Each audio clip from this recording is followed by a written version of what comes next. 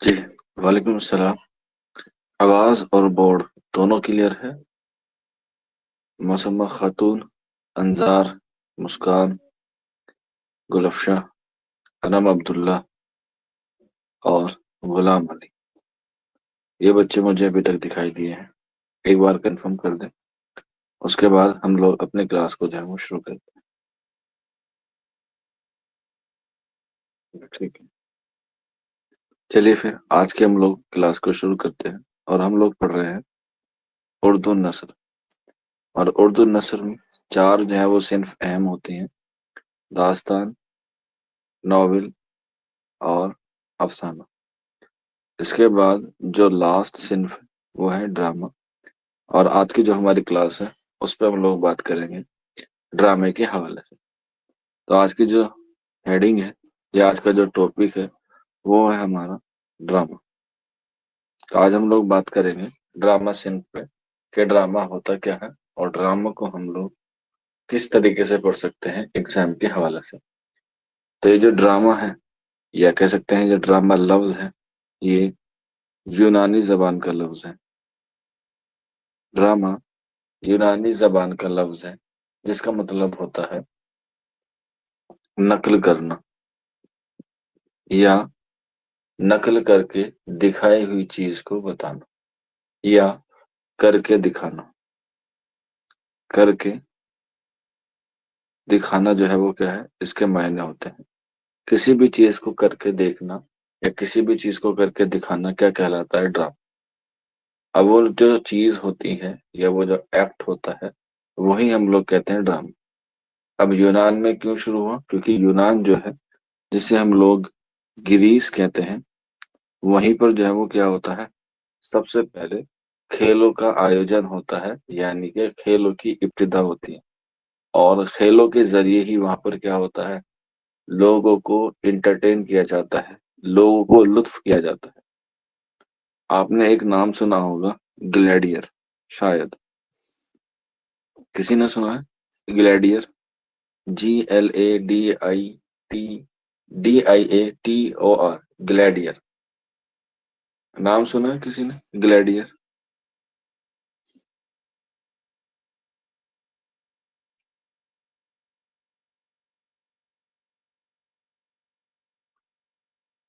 कोई बात नहीं अगर नहीं सुना। अभी हाल फिलहाल में ये नाम जो है वो चर्चा में है। एक है ग्लैडियर वन और एक है ग्लैडियर टू। ग्लैडियर टू ये क्या है? ये जो है वो हॉलीवुड की फिल्म है वैसे तो। ठीक है, हॉलीवुड फिल्म है। लेकिन इस ग्लैडियर में क्या दिखाया गया है? यूनान का ड्रामा दिखाया गया है। और यूनान का ड्रामा का मौजू क्या है? और वो है खेल। खेल अलग अलग तरीके से होते हैं। तो इसमें जो दिखाया गया है खेल, या कह सकते हैं नकल जो की गई है, वो खेल की गई है, जिसमें एक बुल यानी कि सांड से हीरो क्या करता है, लड़ता है।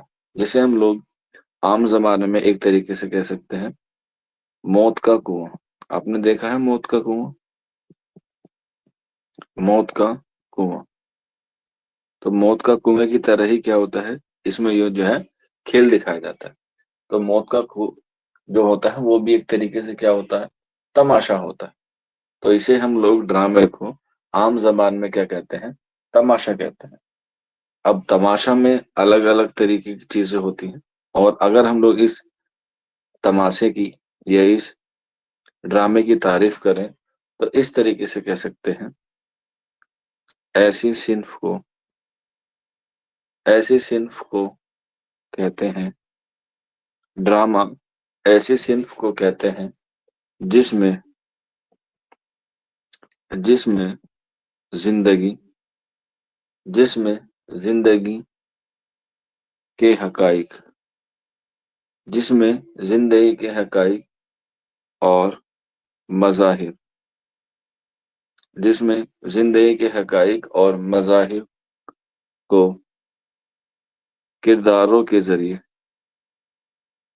किरदारों के जरिए किरदारों के जरिए तमाशाइयों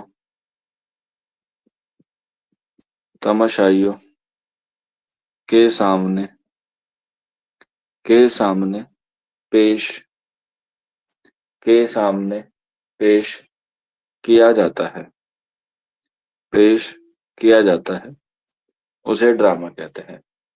ड्रामा ऐसे शिल्प को कहते हैं जिसमें जिंदगी के हकाइक और मज़ाहिर को किरदारों के जरिए तमाशाइयों के सामने पेश किया जाता है। और पेश भी कैसे किया जाता है, एक वर्ड छूट गया है, अम्लन। ठीक है? अम्लन का मतलब होता है चीजों को करके दिखाना। तो ये होता है हमारे क्या, ड्रामे की तारीफ को हम लोग जो है वो इस तरीके से करते हैं। और ड्रामा जो है वो यूनानी लफ्ज है जिसका मतलब होता है करके दिखाना या किसी चीज का अमल करना, उसे हम लोग ड्रामा कहते हैं। और एक तरीके से हम लोग इसमें जो है वो एक अलग तरह की क्या करते हैं, अदाकारी करते हैं। अब अदाकारी जो है वो अलग अलग तरीके से होती है, अलग अलग तरीके के मौके पर होती है। जैसे कोई बच्चा खुशी पर अलग तरह का रिएक्ट करता है, गम में अलग रिएक्ट करता है, गुस्से में अलग रिएक्ट करता है। तो ठीक उसी तरीके से ड्रामे भी जो है वो अपने तरीके से क्या करते हैं, अलग अलग तरह की किस्में रखते हैं। ये हम लोग कह सकते हैं ड्रामे की इकसाम जो है वो अलग अलग तरह की होती है। अब वो अलग अलग तरह की कौन कौन सी होती है उसे हम लोग पढ़ते हैं। वैसे देखा जाए तो मरकजी तौर पे ड्रामे दो किस्मों के होते हैं। पहला होता है हमारा अलमिया पहला होता है हमारा अलमिया और दूसरा ड्रामा होता है तरबिया। ये दो तरह की किस्म के ड्रामे होते हैं, अलमिया और तरबिया। जिसमें हम लोग अलमिया ड्रामा जो होता है उसे हम लोग कहते हैं ट्रेजेडी वाला ड्रामा, ट्रेजेडी वाला ड्रामा। और तरबिया जो होता है वो होता है कॉमेडी ड्रामा। यानी कि एक तरीके से जैसे हम लोग मसनवी पढ़ते हैं, मसनवी दो तरह की होती है, एक होती है हमारी बज़मिया और एक होती है हमारी रज़मिया। तो ठीक उसी तरीके से ड्रामे की भी दो इकसाम है, अलमिया और तरबिया। अलमिया वो जिसमें किसी जंग का बयान किया जाए, जिसमें किसी लड़ाई के बारे में जिक्र किया जाए, जिसमें जो ड्रामा है वो बड़ी कश्मकश से जो है वो पेश किया जाए। तरबिया वही ड्रामा है जो पूरी तरीके से क्या हो, तंजिया हो, पूरी तरीके से क्या हो, हंसी मजाक हो। यानी कि सिर्फ और सिर्फ उसमें लुत्फ के लिए जो है वो क्या किया गया हो, ड्रामा लिखा गया हो। लेकिन इन दोनों इकसाम के अलावा कुछ जो है वो ड्रामे ऐसे होते हैं जो इनके जेर असर आते हैं। जैसे इल्मिया में जो है वो अलग अलग तरह की किस्में होती हैं। क्या होती हैं, अलग अलग तरह की जो है वो किस्में होती हैं। जैसे फारस, ये जो है वो एक ड्रामे की इकसाम है जो अलमिया के जेर असर आती है। ठीक, अब ये कैसा ड्रामा होता है, इस तरीके से देखते हैं। ये जो ड्रामा होता है ये होता है हमारा एक तरबिया ड्रामा है, एक तरबिया ड्रामा है। इसमें क्या होता है, लोगों को इसमें लोगों को हंसाने की भरपूर कोशिश की जाती है, हंसाने की भरपूर कोशिश की जाती है। जैसे आपने नाम सुना होगा, आजकल काफी चर्चा में भी चलता है drama comedy night with Kapil. हालांकि अब उसका नाम अलग हो गया है, द कपिल शर्मा शो हो गया। तो वो भी कैसा ड्रामा है, तरबिया ड्रामा है जिसमें लोगों को हंसाने की कोशिश की जाती है। तो ये भी क्या होते हैं, ड्रामे होते हैं। इसके अलावा जैसे लाफ्टर चैलेंज होते हैं, वो भी क्या होते हैं, कॉमेडी ड्रामे होते हैं। और इन कॉमेडी ड्रामे में जो खास बात होती है वो ये होती है कि इसमें क्या होते हैं, लोगों को हंसाने के लिए माफूकुल फितरत की मौजूदगी होना जरूरी है। माफूकुल फितरत आप लोगों को पता है किसे कहते हैं, जिसमें जिन, भूत, शहजादी के बारे में बात की करते हैं। जैसे डॉक्टर गुलाटी अलग अलग किरदार में आता है ना, तो उसी तरीके से ये क्या होते हैं, माफूकुल फितरत के अनासिर होते हैं फारस ड्रामे में। और इसमें जो है वो लोगों को क्या किया जाता है, हंसाने की कोशिश की जाती है। इसके बाद नेक्स्ट आता है ड्रामा हमारे पास ओपेरा। आपने नाम सुना होगा ओपेरा।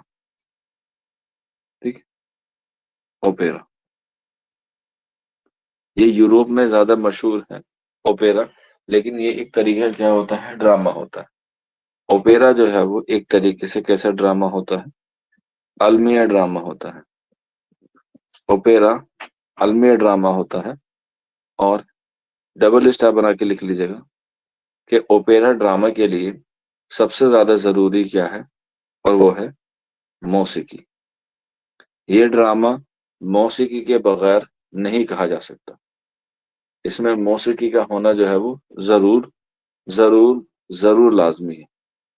और इसमें जो है वो अल्फाज नहीं होते, अल्फाज नहीं होते, अल्फाज नहीं होते। जैसे आपने नाम सुना होगा एक तरीके से रोमियो और जूलियट का। नाम सुना है आपने? रोमियो और जूलियट की कहानी होती है, जो विलियम शेक्सपियर का क्या है, ड्रामा है। ठीक है।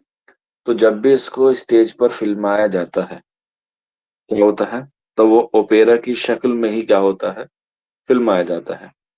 एक लेडी यहाँ पर जो है वो बहुत जोर से गाना गाती है, और गाना भी सिर्फ कैसा होता है, जिसमें सिर्फ और सिर्फ आलाप होता है।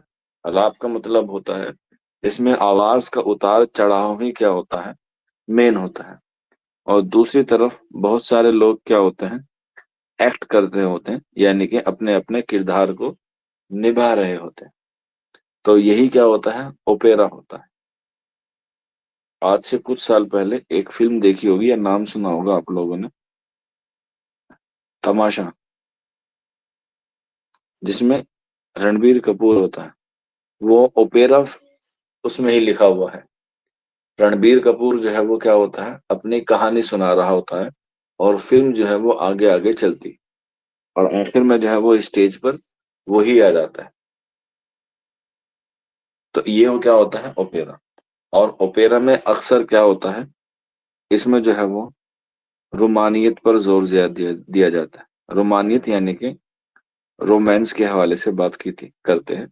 इसमें कई, कभी हीरो मरता है, कभी हीरोइन मर जाती है, और जब मरती है तो लड़ाई झगड़ा होता है। तो इसीलिए ये कैसा ड्रामा है, ये एक अलमिया ड्रामा है, ओपेरा। ठीक, चलिए फिर आगे बढ़ते हैं। इसके बाद बर्लेस्क। ठीक, ये क्या है, बर्लेस्क।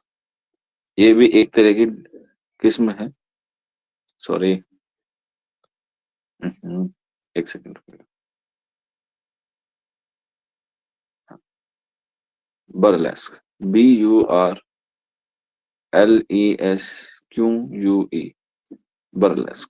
ये भी क्या होता है, एक ड्रामे की किस्म है। अब ड्रामा किस तरीके का है, ये ड्रामा होता है तरबिया। और जब हम लोग बात करते हैं तरबिया की, ये होती है आपकी कॉमेडी की। लेकिन इसमें कॉमेडी तो होती है, लेकिन कॉमेडी के साथ साथ इसमें हल्का सा क्या होता है, इसमें लड़ाई होती है। ये इसमें हम लोग कह सकते हैं मजाहिया पैदा होता है। लड़ाई तो होती है, लेकिन लड़ाई भी कैसे होती है, मजाहिया अंदाज में जो है वो लड़ाई होती है। तो उसे हम लोग इस तरह के ड्रामे को कहते हैं क्या, बर्लेस्क। कि लड़ाई के बीच बीच में थोड़ी थोड़ी सी क्या हो जाए, हंसी खुशी आ जाए, या हंसी मजाक हो जाए। जैसे आपने देखा होगा, आ, गली में या आसपास के इलाके में क्या होते हैं, कुत्ते क्या होते हैं, लड़ते रहते हैं। हमें तो लग रहा है कि वो लड़ रहे हैं, लेकिन जब हम लोग उसे बड़े ध्यान से देखते हैं, तो हमें पता चलता है कि वो तो सिर्फ हंसी खुशी के लिए क्या कर रहे हैं, लड़ाई कर रहे हैं। मतलब लड़ाई एक तरीके से दूसरी तरीके से होती है। वो लड़ तो रहे होते हैं, लेकिन बीच बीच में क्या होते हैं, वो एक आधा चुटकुला जो है वो छोड़ देते हैं।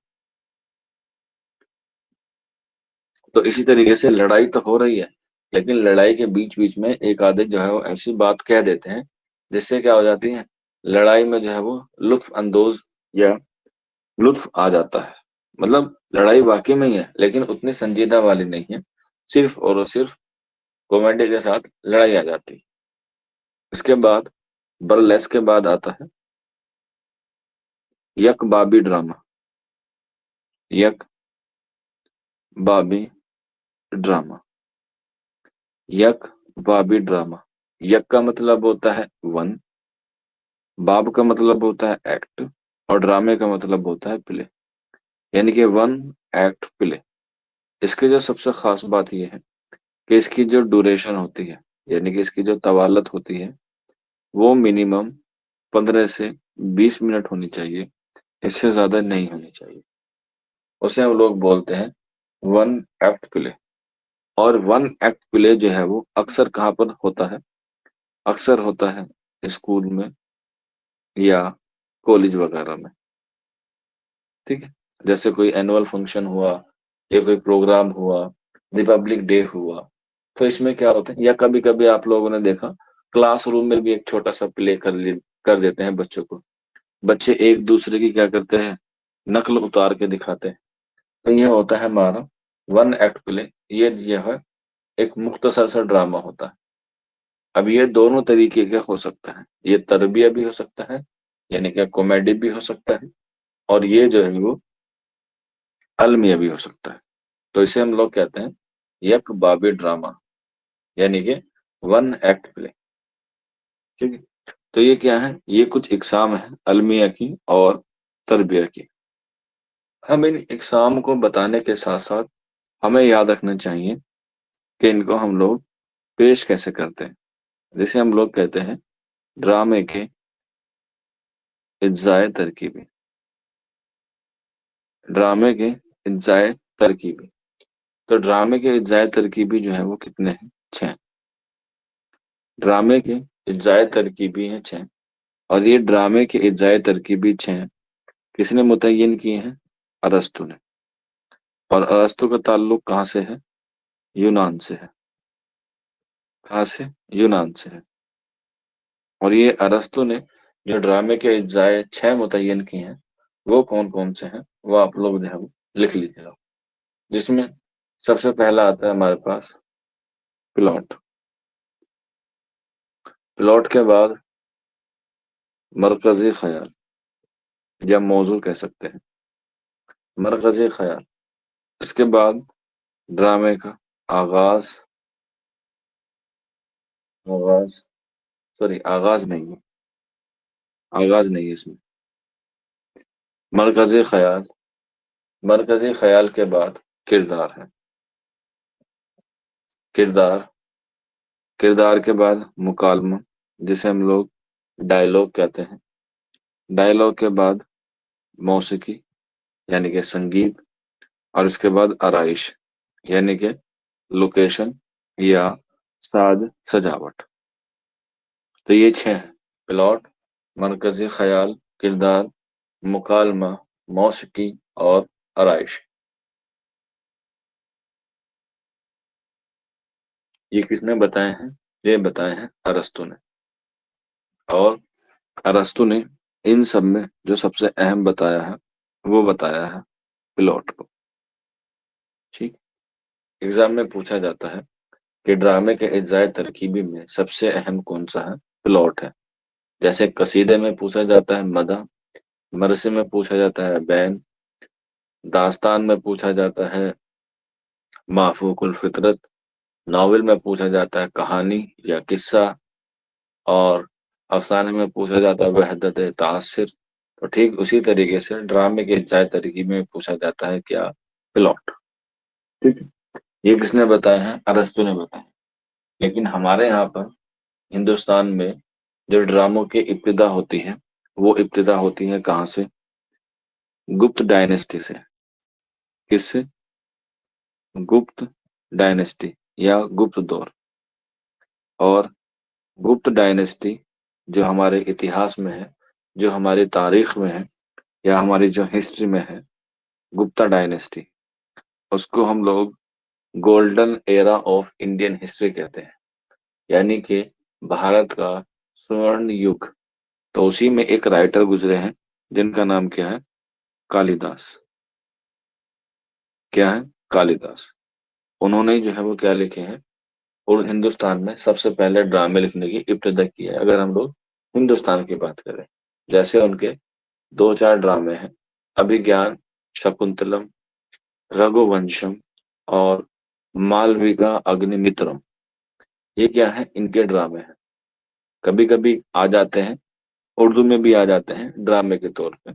आप लोग चाहें तो उन्हें जो है वो लिख सकते हैं। जैसे अभिज्ञान शकुंतलम, अभिज्ञान शकुंतलम। इसके अलावा रघुवंशम। इसके अलावा मालविका अग्निमित्रम, मालविका अग्निमित्रम, और भी बहुत सारे हैं। ठीक है, लेकिन एग्जाम के हवाले से यही आप लोग जो है वो याद रख सकते हैं। अभिज्ञान शकुंतलम, रघुवंशम और मालविका अग्निमित्रम। तो ठीक उसी के बाद, या कह सकते हैं उससे भी पहले, हिंदुस्तान में जो है वो हमारे यहाँ पर एक आचार्य गुजरे हैं, जिनका नाम क्या है, भरत मुनि। ठीक है, भरत मुनि। एग्जाम में एक सवाल आता है कि भरत मुनि ने कौन सा नजरिया पेश किया है। भरत मुनि ने कौन सा नजरिया पेश किया है। बिल्कुल, अंजार ने सही जवाब दिया है। आंसर हो जाएगा रस का। भरत मुनि ने रस का नजरिया पेश किया है। और रस क्या होता है, रस जो है वो एक तरीके से भाव होते हैं, एक तरीके से इमोशन होता है, जिसको सिर्फ और सिर्फ बयान किया जा सकता है, ना तो उसे कभी छुआ जा सकता। सिर्फ और सिर्फ उसे क्या किया जाता है, महसूस किया जाता है, उसके एहसास को। जैसे हम कहें कि मलका यास्मीन खूबसूरत है, तो वो सिर्फ खूबसूरती को हम लोग महसूस कर सकते हैं। अब भले ही वो उसकी खूबसूरती तवे की तरह काली हो, ठीक है, या काला कोयला हो, जरूरी नहीं है कि खूबसूरती एकदम चांद जैसी हो। खूबसूरती काली कलूटी भी हो सकती। ठीक है ना। आप लोगों को लगता है कि खूबसूरती सिर्फ और सिर्फ गोरे होने की निशानी है या गोरे होने की अलामत है, ऐसा बिल्कुल नहीं है। काली कलूटी भी लोग खूबसूरत होते हैं। तो खूबसूरती का ताल्लुक जो है वो कभी रंग से नहीं होता, सिर्फ और सिर्फ नजरिए से होता है।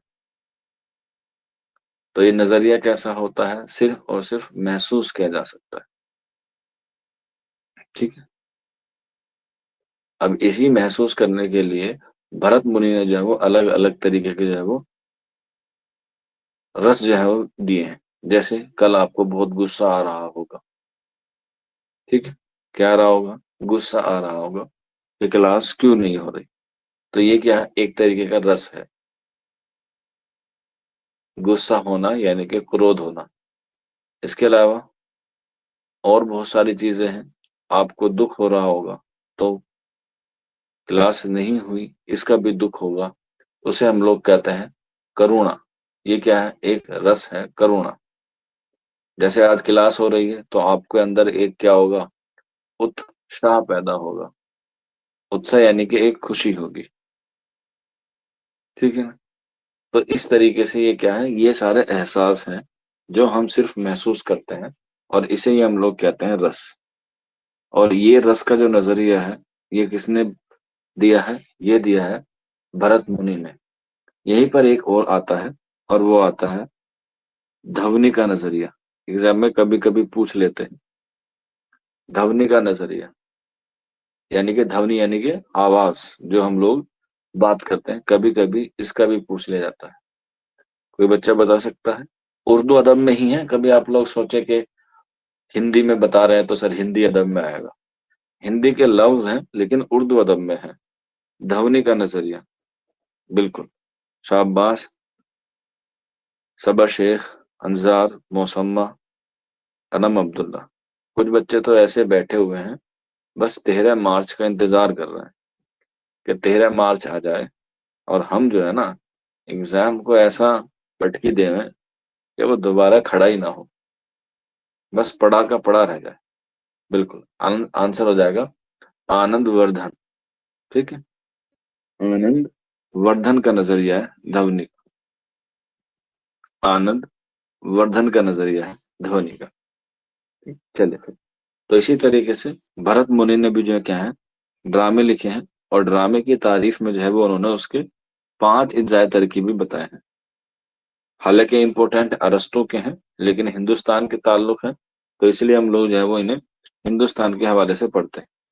तो भरत मुनि ने 5 जो बताए हैं, उसमें जो है वो कुछ इस तरीके से हैं, जैसे लिबास, इसके बाद आवाज, यानी कि हम लोग मुकालमा कह सकते हैं। इसके बाद हरकत, यानी कि उसे हम लोग एक्ट कहते हैं, किसी चीज का एक्ट करना। इसके बाद रक्स, यानी कि नाचना गाना।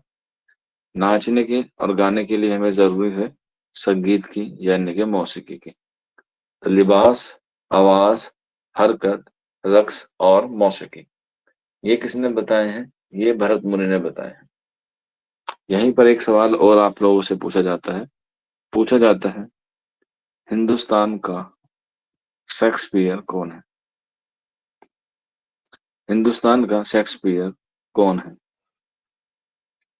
हिंदुस्तान का शेक्सपियर कौन है? बिल्कुल, मुझे लगा कुछ बच्चे जो है वो किसको बताएंगे, कुछ बच्चे बताएंगे आगा हशर काश्मीरी को, क्योंकि आगा हशर काश्मीरी को भी शेक्सपियर कहा जाता है। लेकिन बस इसमें थोड़ी सी तब्दीली ये है कि हिंदुस्तान का शेक्सपियर कहा जाए तो आंसर हो जाएगा कालिदास। ठीक है, लेकिन अगर पूछा जाए उर्दू ड्रामे का शेक्सपियर किसको कहा जाता है, तब आंसर होगा आगा हशर काश्मीरी। आगा हशर काश्मीरी। उर्दू का पूछा जाए तो आगा हशर काश्मीरी, और हिंदुस्तान का पूछा जाए तो आगा हशर काश्मीरी हो। ठीक है, क्लियर है यहाँ तक सारी दोनों बातें? अगर हिंदुस्तान का पूछा जाए तो कालिदास, और उर्दू का पूछा जाए तो आंसर हो जाएगा आपका आगा हशर काश्मीरी। तो ये हुई ड्रामे के आगाज के हवाले से बात, और ड्रामे की फन के हवाले से बात। इसके अलावा ड्रामे में जो है वो 3 चीजें जो है वो अहम होती हैं। क्या होती हैं?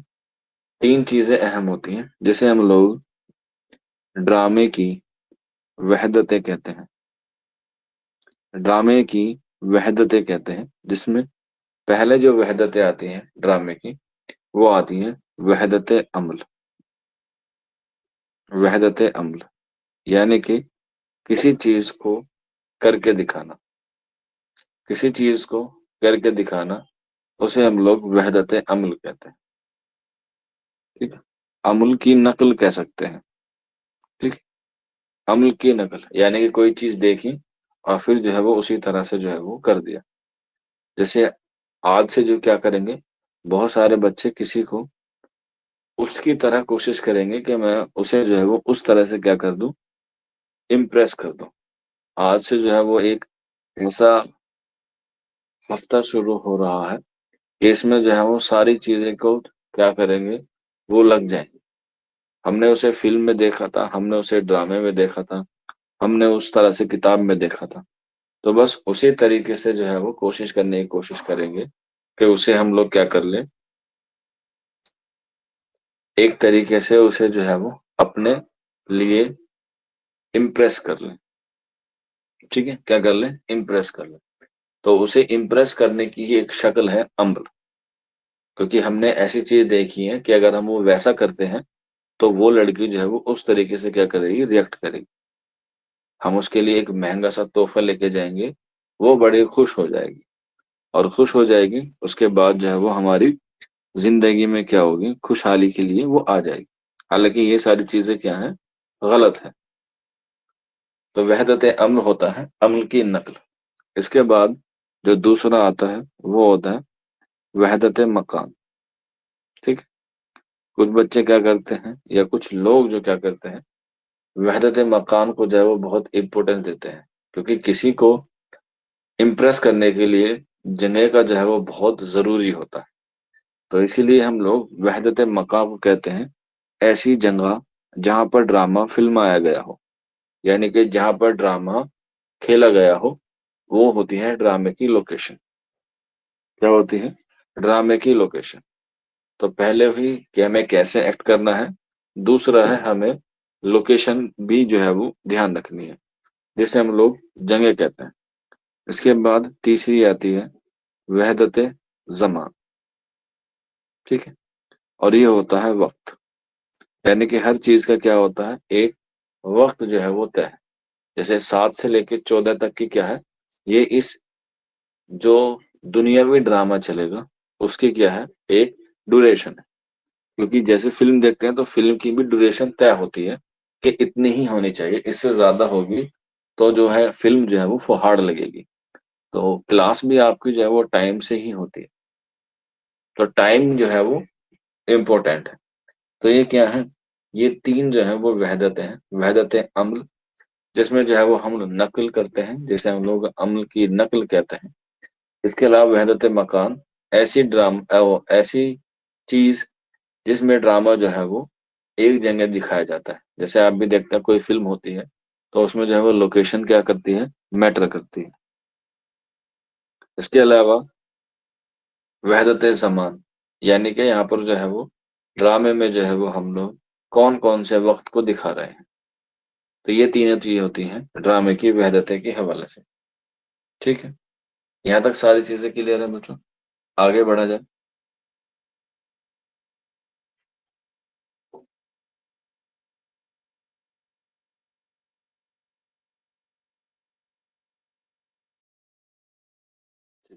चलिए फिर।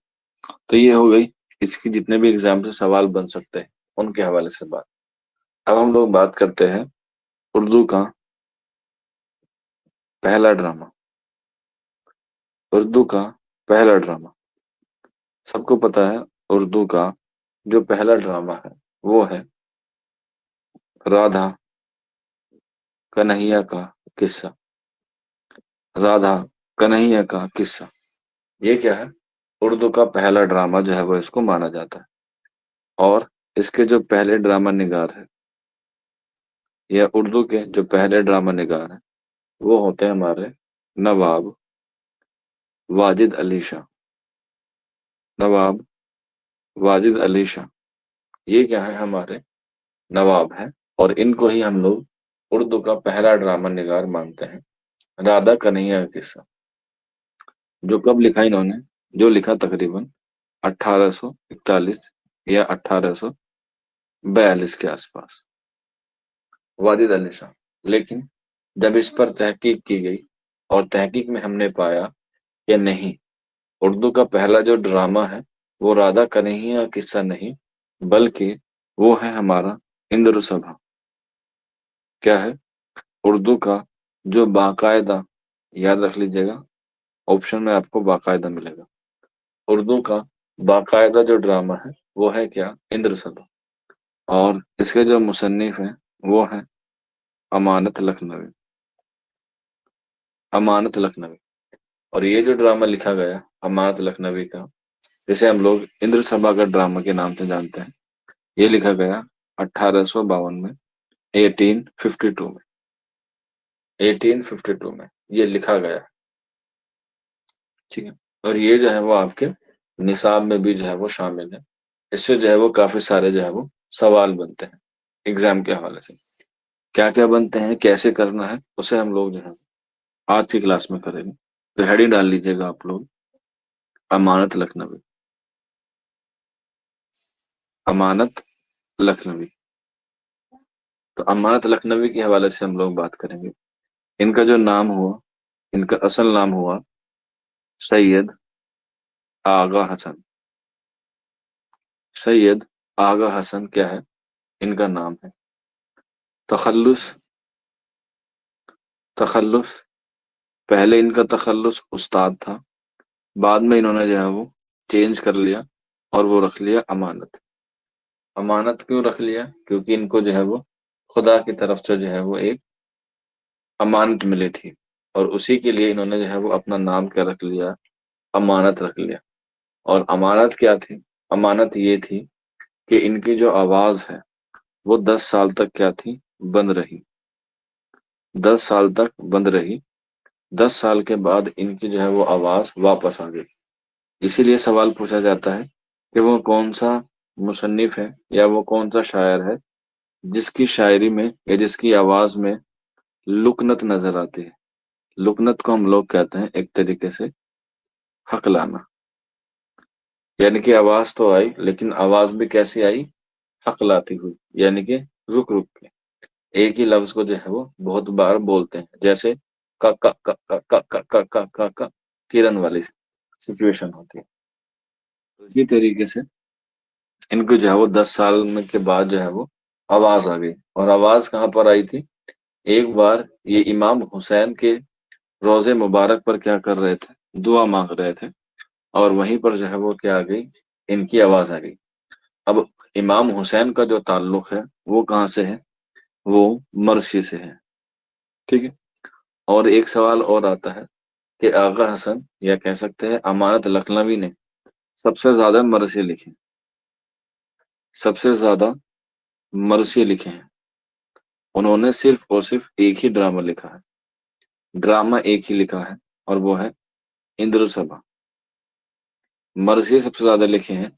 और उनको लिखने की वजह यही है कि हजरत इमाम हुसैन के रोजे मुबारक पर बैठे दुआ मांग रहे थे, और तभी जो है वो इनकी आवाज आ गई। और इनको जो है वो हम लोग मरसिए के हवाले से भी पढ़ते हैं, आगा हसन अमारत लखनवी। लेकिन ज्यादा मशहूरियत इनको किससे मिली? इंद्र सभा से मिली। तो वो भी जो है वो क्या है? इनकी खुसूसियत है। और मरसी इन्होंने कब कहना शुरू कर दिया था, या शेर व शायरी? जब ये महज 15 बरस के थे, तब से जो है वो इन्होंने शेर व शायरी जो है वो करना शुरू कर दिया था।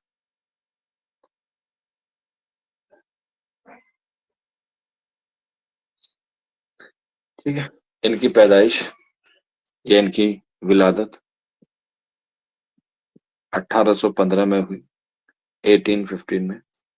और वफात हुई इनकी 1858, 1858 में। कहाँ पर हुई दोनों चीजें? दोनों चीजें हुई लखनऊ में।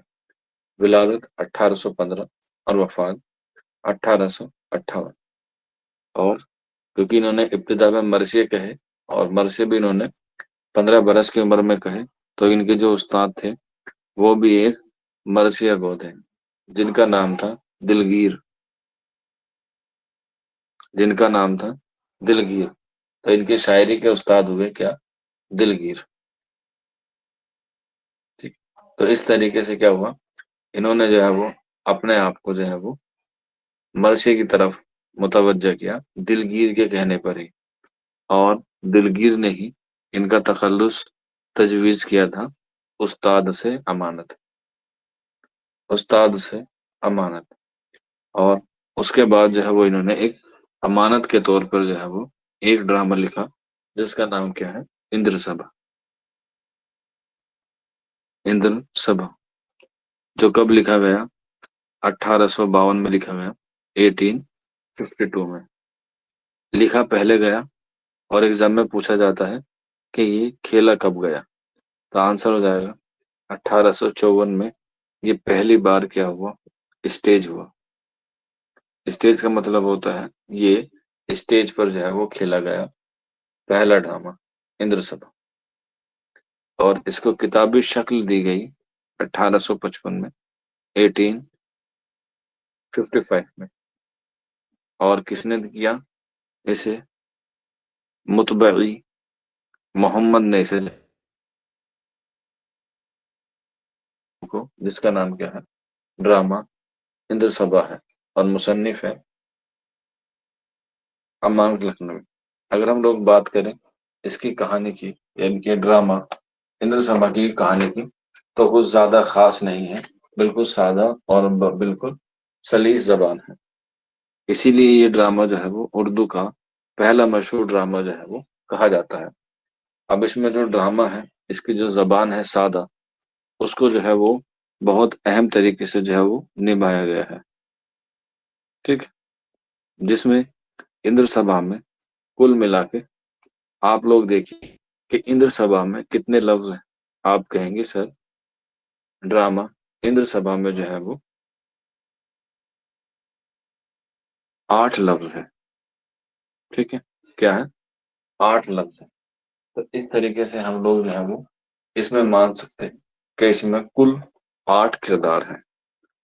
चीजें जो है वो बहुत आसान इसीलिए हो जाती हैं कि हम उसे जो है वो रिलेट करते हैं। तो इंद्र सभा में 8 क्या है? किरदार है। और इंद्र सभा में 8 ही क्या है? लफ्ज है। ये जो इंद्र है इसके चारों ओर क्या घूमती है, चार परियां घूमती हैं। तो इसीलिए इसमें जो है वो क्या है, चार परियां जो है वो क्या है, बहुत अहम। ठीक है, जिसमें चार परियां कौन कौन सी है, जिसमें नीलम परी, नीलम परी, नीलम परी के बाद पुखराज परी, पुखराज परी, इसके बाद लाल परी, और लास्ट में आती है सब्ज परी, सब्ज परी। ठीक, नीलम परी, पुखराज परी, लाल परी और सब्ज परी। इसमें सवाल पूछा जाता है कि इन चारों में सबसे अहम कौन सी परी होती है, या जो इनमें सबसे अहम किरदार अदा करती है, वो है हमारी सब्ज परी। ठीक है, तो सब्ज परी इंद्र सभा की क्या है, एक अहम और इम्पोर्टेंट किरदार है। ये तो चार हो गए नफ्सियाती किरदार, ये हम लोग कह सकते हैं चार किरदार हो गए जो इसमें खवातीन के हैं। इसके अलावा चार किरदार जो है वो अलग अलग है, जिसमें पहला आता है राजा इंद्र, दूसरा आता है इसका हीरो गुलफाम, और फिर आते हैं दो देव। कौन से आते हैं, फिर आते हैं दो देव। एक वो देव जो राजा इंद्र के साथ होता है, और एक वो देव जो सब्ज परी के साथ होता है। तो एक होता है हमारे पास काला देव, और काला देव के बाद एक होता है हमारे पास लाल देव। ठीक, लाल देव, काला देव और लाल देव। तो ये चार जो है वो क्या है, मर्द किरदार है, और ये चार जो है वो औरत के किरदार है, जिसमें नीलम परी, पुखराज परी, लाल परी और सब्ज परी होते हैं। और इन्हों के जो है वो इर्द गिर्द जो चलती है। एक सवाल पूछा जाता है कि सब्ज परी जो है वो किस पर फिदा होती है। तो सब्ज परी जो फिदा होती है किस पर, गुलफाम पर होती है। और वो फिदा क्यों होती है, इस पर भी जो है वो आप लोग रोशनी डाल लीजिएगा। वो होती है इस तरीके से कि एक बार राजा इंद्र की जो क्या हो रही होती है, सभा चल रही होती है, और सभा में जो है वो चारों परियां क्या करती हैं, अपना रक्स करती हैं, यानी कि अपना डांस या नाच गाना करती है। जिसमें नीलम परी पहले आती है, उसके बाद पुखराज परी आती है, और उसके बाद लाल परी आती है। जैसे ही सब्ज परी का नंबर आता है नाचने का या गाने का, तो राजा इंद्र जो होता है वो क्या होता है, वो सो जाता है। और ये बात जो है वो सब्ज परी को बहुत नागवार गुजरती है। तो वो वहां से जो है वो चली जाती है गुस्से में। तो जब वो गुस्से में जा रही होती है, तो उसकी नजर जो है वो एक महल पर पड़ती है, और उस महल के छत पर जो है वो एक इंसान सो रहा होता है। और वो महल जो है वो पड़ता है हिंदुस्तान के अख्तर नगर में। ठीक, हिंदुस्तान के अख्तर नगर में जो है वो लाल महल के छत पर सो रहा होता है, और वो होता है गुलफाम। तो गुलफाम को मिलने के लिए जो परी है वो नीचे उतरती है, और उसको जो है वो प्यार करती है।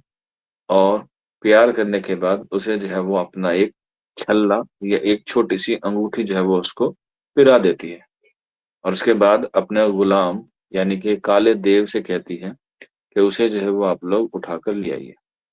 तो काला देव सब्ज परी के हुक्म की तामील करता है, और उसको जो है वहां से यानी कि अख्तर नगर के लाल महल से जो है वो उठाकर ले आता है। उठाकर ले आने के बाद जैसे ही गुलफाम की आंख खुलती है, वो एकदम क्या हो जाता है, चौंक जाता है कि वो तो वहां सो रहा था, ये मैं कहाँ आ गया। इसके बाद गुलफाम को जो है वो सब्ज परी सारी बात बताती है, और गुलफाम जो है वो उसके इश्क में मुब्तला हो जाता है।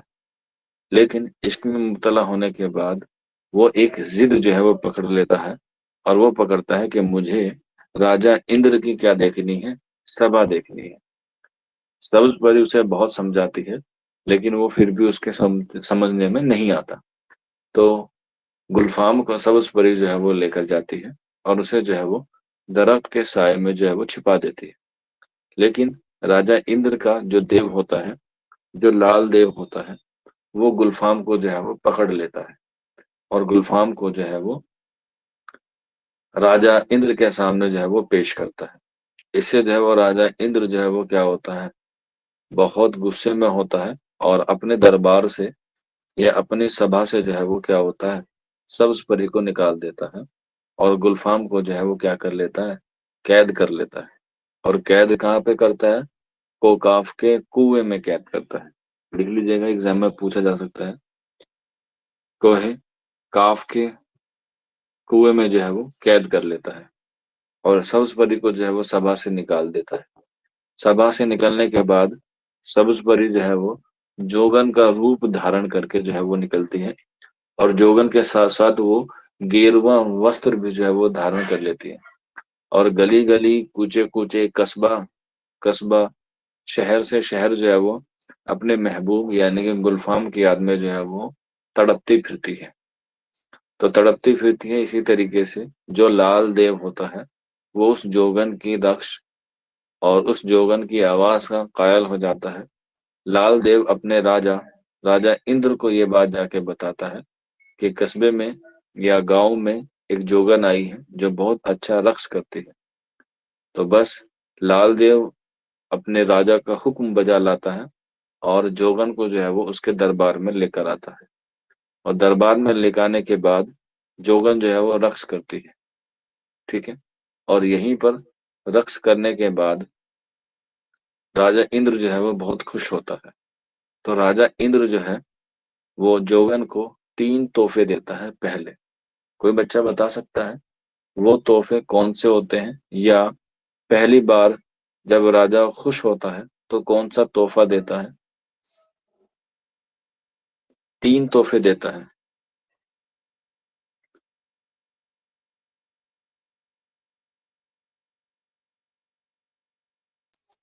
एएमयू में आ सकता है सिर्फ, और कहीं नहीं आएगा। 3 तोहफे देता है।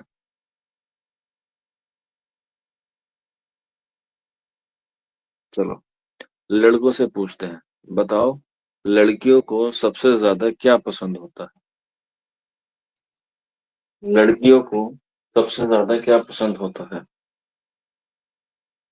मुंह मांगा इनाम तो लास्ट में देता है, आखिर में।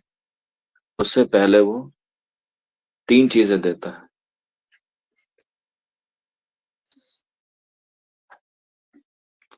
बताओ।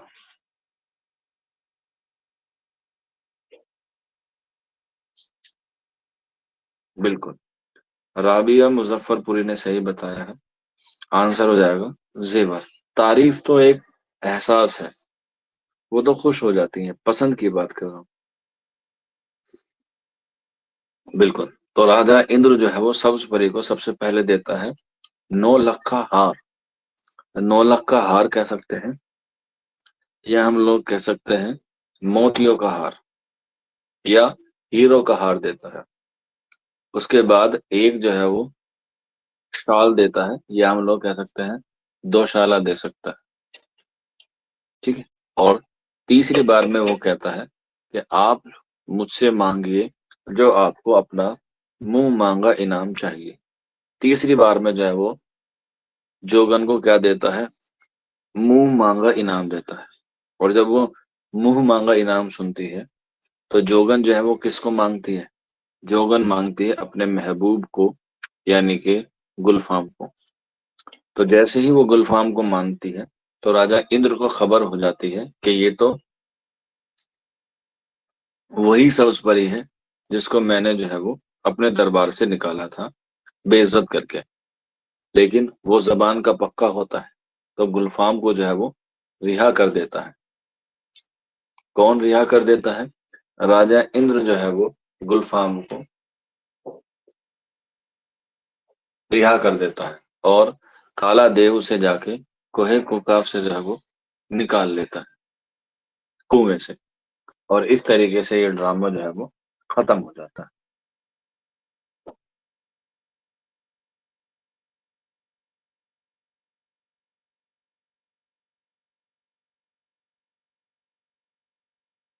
ठीक है बेटा। तो ये ड्रामा है, काफी अच्छा ड्रामा है, खुलासा पढ़ने की जरूरत नहीं है। जितना मैंने आपको बता दिया इसी को आप लोग एक बार रिवाइज कर लीजिएगा, या फिर आप लोग रिकॉर्डिंग देख लीजिएगा।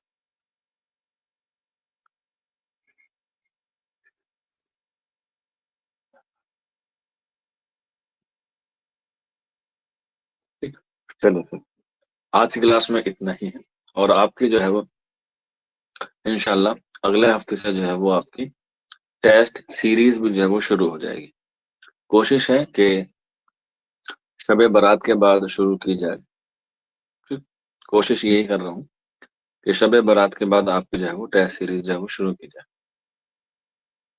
क्योंकि इसमें अभी कुछ बच्चे एक दो नए भी जुड़े हैं आज क्लास में, तो वो भी इतना थोड़ा सा कर लेंगे। बाकी किसी बच्चे को अगर प्रीवियस शायरी वाली वीडियो चाहिए, क्योंकि इसमें सारी नस्र की है, तो आपकी नोटिस बोर्ड में आईडी पड़ी हुई है, उसे आईडी को लेके आपको इनरोल हो जाना है। अगर वहां से नहीं हो पाता है, आप लोग इस नंबर पर जो है वो राब्ता करके मैसेज करके मुझे बता दीजिएगा।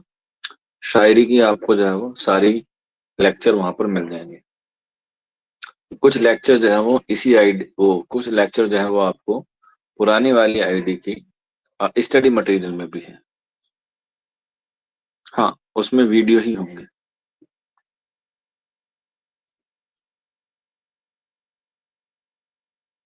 टेस्ट में आप वीडियो पूछ रहे हैं?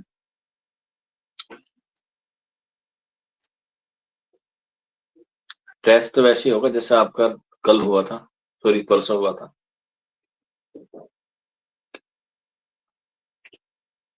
मीन्स क्लास भी चलेंगी और टेस्ट भी होता रहेगा। टेस्ट जो है वो सुबह के 8 बजे से लेके शाम के 8 बजे तक अवेलेबल रहेगा, और क्लास आपकी सेम टाइम पे होती रहेगी। टेस्ट कहाँ पर होगी उसकी मैं आईडी दूंगा आपको, अलग से आईडी आएगी उसकी।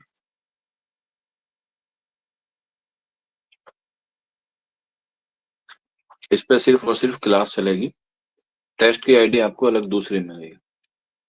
क्योंकि क्लास नहीं रुकेगी, क्लास तो चलती रहेंगी आप लोगों की। वो डिपेंड करता है कितने में दे सकता हूँ, 50 भी हो सकते हैं, 70 भी हो सकते हैं, और 100 भी हो सकते हैं।